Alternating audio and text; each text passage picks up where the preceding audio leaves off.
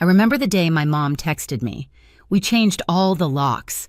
You don't have a home anymore. Let's see how brave you are now. Ha ha." No call, no warning, just that one message lighting up the dark. I stood there for a second staring at it, then I laughed, quiet, almost calm.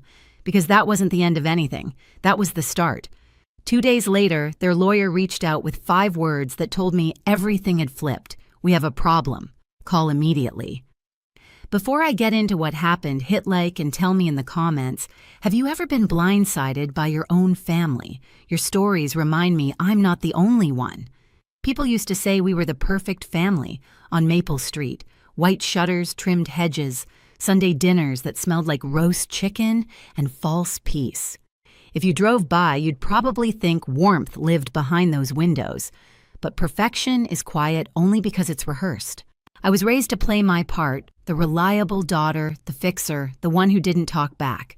Dad Richard Liu was the type of man who believed love meant obedience. If something broke, he'd call my name before reaching for a tool. "Kara, hold the ladder." "Kara, grab the wrench." I learned to balance on rooftops before I learned to rest. My hands were covered in tiny cuts from wood and wire, but he'd laugh and say, "You're tougher than any son I could have had."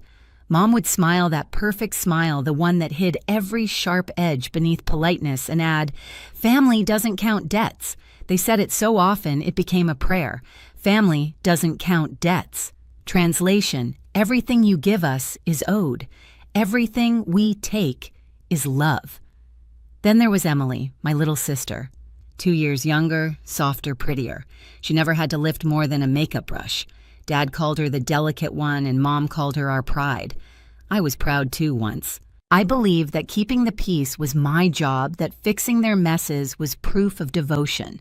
When money got tight, Mom would sigh dramatically over the electric bill, and somehow my wallet would open.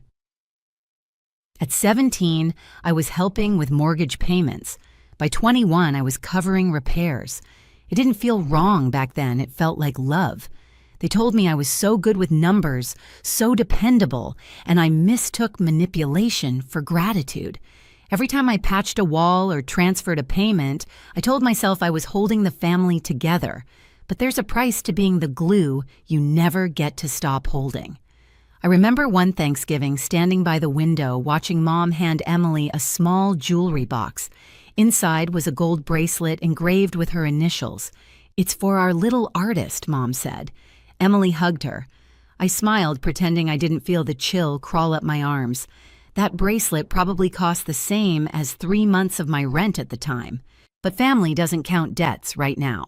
Years later, that phrase still echoes in my head, soft, poisonous. I can still smell the varnish from the banister I painted at 16, hear the creak of the lock I once fixed for Dad, see the porch light I replaced flickering in memory. The same porch light that would one day shine over a door I wasn't allowed to open. It started with whispers, soft enough to sound harmless. I came home late from work one night, shoes damp from the Portland rain, and heard my name through the kitchen door. I should have kept walking, but something in Mom's voice froze me mid-step. She doesn't realize all her help was voluntary, she said, quiet but clear. "When we sell the house, it'll just be our names on the papers." My chest tightened. Sell the house, our house, the same place I'd painted, repaired, financed piece by piece for years. Dad's laugh came next, low and smug. Classic Kara, all heart, no business sense. Then Emily's voice hesitant. "But won't she expect something?" Mom snorted. "Expect what? She gave gifts. Gifts don't buy ownership." For a second I thought I'd misheard. The room spun in silence, the air thick with the smell of leftover dinner and betrayal. I gripped the wall until my knuckles went white. "Gifts," I whispered to myself, the word curdling in my mouth. They were dividing my effort like spoils, and I was the fool who funded their comfort. I walked to my room without a sound, every step heavy, rehearsing the script they'd written for me my entire life. Be grateful, be quiet, be useful. But something inside me cracked that night. I didn't cry. I didn't confront them. I sat on the edge of my bed, the glow of my laptop reflecting in my eyes, and I started remembering every transfer, every bill, every time they'd said, "Just this once." Hours passed. The house went still. I could hear the rain against the window and the faint hum of the refrigerator steady, unbothered, unlike my heartbeat. Then, just as I was about to close my laptop, my phone buzzed. 11:27 p.m. Mom, we changed all the locks. You don't have a home anymore. Let's see how brave you are now, haha. The words burned into me one by one. I read them again, slower. Locks, home, brave. And that laugh, haha, mocking, sharp final. No call, no explanation, just that cold message glowing in the dark.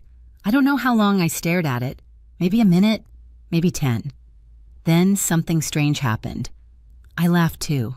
Soft at first, then louder until it echoed off the empty walls, because in that moment I saw the truth clearly for the first time. They hadn't shut me out. They'd freed me. I turned off the phone, opened my laptop again, and started typing, not a message, not a plea, but a list. Dates, payments, repairs, every cent, every receipt, every promise. When I was little, Dad used to say, if you want something done right, do it yourself. Fine. I would. By dawn, I had a folder named Proof. And as the sun crept over the blinds, warming the cold air of my room, I made a quiet promise to myself this time I wasn't fixing anything for them. I was dismantling everything they'd built on me. The morning after that message, something inside me reset. No anger, no tears, just a clean, eerie calm. I brewed coffee, logged into work like nothing had happened, and started moving in silence. If my family wanted to see how brave I was, they were about to find out on paper. By day, I was still the dependable data analyst at a downtown firm. My coworkers had no idea that every spare minute was spent tracing back a different kind of data, my own history. I pulled old emails, bank transfers, utility statements, payments for roofing materials, contractor quotes I'd covered temporarily, grocery receipts from the months they'd claimed they were broke. Every number had a story, and every story pointed in the same direction they had taken, and I had paid. I started building what I called the ledger of truth. One column for what I'd given, one for what they'd promised. The totals didn't just add up, they screamed. $47,000 toward the mortgage, $23,000 for renovations, $15,000 for emergencies, $85,000 of my life. Dad always bragged that I was the only one in the family who understood money. He just never realized how dangerous that would make me once I stopped using it for them. When my screen filled with lines of proof, I printed everything labeled each stack and tucked them into a file box under my desk. I didn't plan to run to court right away. Revenge. I decided should age like wine, not explode like fire. I met with 3 different attorneys over the next few weeks. The first 2 spoke to me like I was just another hurt daughter looking for sympathy. The third one didn't. She leaned forward, eyes sharp. "You've got a case," she said. "A solid one. It's not about the deed. It's about equity. If you can prove contribution and intent, you have standing." Intent. That word clicked. I thought about the text again. "Let's see how brave you are now, haha." That wasn't just cruelty, it was proof. Malicious intent in writing. From that moment, every step I took was deliberate. I documented new transfers. I archived every voicemail Mom left pretending to check in. I backed up every file, twice one on my laptop, one in the cloud. At night, I'd sit at my desk watching the cursor blink beside the word evidence. My apartment was quiet except for the hum of the heater and the occasional ping of another bank alert confirming what I already knew: I had the upper hand. By the time spring rolled around, my case was airtight. My attorney was ready, the paperwork drafted. We just needed one final trigger, something that showed intent beyond question. It arrived right on schedule. 2 days after the anniversary of that lock-changing text, I got an email. The subject line read, "Urgent property sale notice." They were selling the house. Without telling me, I smiled. Finally, they'd handed me exactly what I needed. The day of the mediation felt nothing like the storms I'd imagined. No thunder, no chaos, just a crisp Portland morning that smelled faintly of rain and paper. I walked into the downtown law office with a folder tucked under my arm and a coffee in my hand. My heart didn't race. My palms didn't sweat. I'd already lived through the worst part, being locked out of my own home by the people who swore they loved me. The receptionist guided me to a sterile conference room. White walls, long table, 2 pitchers of water untouched. The hum of fluorescent lights filled the silence. I sat down, placed the folder in front of me, and waited. A few minutes later, the door opened. My parents entered first, Mom in her usual soft beige coat, the one she wore to church to look humble, and Dad in his pressed shirt, jaw-tight eyes burning. Emily trailed behind them, twisting the strap of her purse, her face pale. Kara, Mom said softly, that same tone she used whenever she needed something. "You look tired, sweetheart." "Good morning," I replied, my voice calm, almost detached. Her lips curved in a smile that didn't reach her eyes. "You didn't have to make this so official. We could have talked." I tilted my head. "You changed the locks. Talking didn't seem to be our family's preferred method." Her smile faltered, but before she could answer, the mediator, a middle-aged man with kind eyes, entered, followed by both attorneys. Mine gave me a reassuring nod as we took our seats. The first few minutes were procedural polite, the kind of civility that makes your skin crawl when you know what's really underneath. Then my attorney opened the folder and began laying out the documents page after page of receipts, transfers, invoices. "This file," she said, sliding it toward the center of the table, "contains proof of Ms. Liu's direct financial contributions to the property located at 2146 Maple Street over a 14-year period." Dad leaned forward, scoffing. "That's ridiculous. Those were gifts. She was helping her family." My attorney didn't flinch. The payments were repeatedly labeled as temporary assistance, with the expectation of reimbursement. You'll also find text messages where both you and Mrs. Liu referred to those payments as loans. We have evidence of concealment of assets as well, bank statements showing you maintained substantial savings while requesting money from Ms. Liu under the pretense of financial hardship. Mom shifted uncomfortably. Her hands, perfectly manicured, trembled as she reached for the papers. "This is being twisted. I interrupted for the first time. "You told me I didn't have a home anymore. Remember that." The room went silent. Her mouth opened, then closed. She looked at me, pleading. "That was a misunderstanding, Kara. We were angry. It's in writing," my attorney added, sliding another page across the table. Dated and time-stamped, 11:27 p.m. The text reads, "We changed all the locks. You don't have a home anymore. Let's see how brave you are now, haha." The mediator adjusted his glasses, frowning. That message certainly suggests intent. Dad's face turned crimson. "She's twisting everything." "That text was a joke." I met his glare evenly. "So was your idea of family." The mediator tried to regain control, but the tension had already snapped. My attorney continued methodically, pointing out every inconsistency, every false statement. The evidence stacked higher. Thicker mortgage payments I'd covered, renovation costs, utility bills, even the receipts for the new locks. Then came the moment I'd been waiting for. The opposing attorney, an older man with weary eyes, cleared his throat and leaned toward my parents.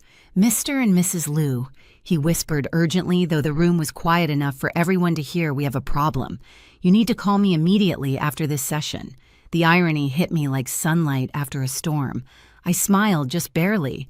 There it was, the line from my thumbnail of a life finally playing out in real time. Mom's composure cracked. "Kara, please," she said, her voice wobbling. "We're family. Don't do this." I looked at her for a long moment, then spoke softly. "You're right. We are family. That's why I gave you chances, years of them. But family isn't a free pass to take and take until someone breaks." Emily's eyes filled with tears. "I didn't know," she whispered. "Yes, you did," I said. "You just didn't want to believe it." Dad slammed his palm on the table. "After everything we gave you," I cut him off, my voice steady. "After everything I gave you, you didn't raise me, you drained me." For a heartbeat, no one spoke. The sound of the air conditioner filled the space between us, humming like white noise over the wreckage of our relationship. My attorney finally broke the silence. "Given the evidence presented, we're requesting a 50% ownership interest in the property or equivalent compensation based on current market value." The mediator nodded slowly. "It's a reasonable demand considering the documentation." Dad looked like he might explode. Mom reached for his arm, but he jerked away. Emily sat rigid, staring at the table. When the session ended, my parents rushed out first, whispering to each other in panic. Their lawyer followed, phone already in hand, his voice sharp. "Yes, I'm aware. I told them we have a problem." I stayed seated for a moment longer, staring at the folder in front of me, the quiet weapon I'd built out of betrayal. As I stood, my attorney smiled faintly. "You handled that well," she said. "Numbers don't lie," I replied. "People do." Outside the city was drenched in gold light. The street smelled of wet pavement and victory. I walked past a coffee shop window, caught my reflection, and almost didn't recognize the woman staring back, steady, untouchable, free. I wasn't the daughter who obeyed anymore. I was the woman who learned how to fight without raising her voice. And for the first time in years, I didn't feel small. I felt precise, powerful. They thought changing the locks would end my story. It only opened the door to theirs. The court's decision came 6 weeks later, printed neatly in black and white, 50% ownership awarded to me. It wasn't luck, it was proof. Every line, every number, every late-night calculation finally meant something. The house sold for more than they'd expected. After legal fees and taxes, my parents walked away with half of what they thought they'd retire on. They'd built their future on my obedience and watched it crumble under my evidence. I didn't move back in. That house was nothing but ghosts wearing the shape of family. Instead, I bought a small townhouse across town. The first thing I did was change the locks myself. New keys, new rules, new peace. Sometimes my phone lights up with their names, Dad's emails full of guilt, Mom's voicemails dripping with regret, but I never answer. Some doors once closed stay that way. On quiet mornings, I sit by my window with coffee and sunlight warming my face, listening to the hum of my own space. No footsteps, no orders, no demands. Just quiet, just mine. They changed the locks to keep me out. I changed mine to keep them from ever walking in again. They thought they were teaching me a lesson about loyalty. What they really taught me was how to live without them. Freedom didn't come with forgiveness, it came with boundaries and a brand new set of keys. Sometimes justice doesn't roar. Sometimes it just signs papers and walks away quietly. And that's enough. If you've ever had to rebuild from the wreckage your own family left behind, you're not alone. Your peace is worth protecting, even if you have to fight for it. Share your story in the comments, and subscribe for more true stories of quiet revenge and hard-won freedom.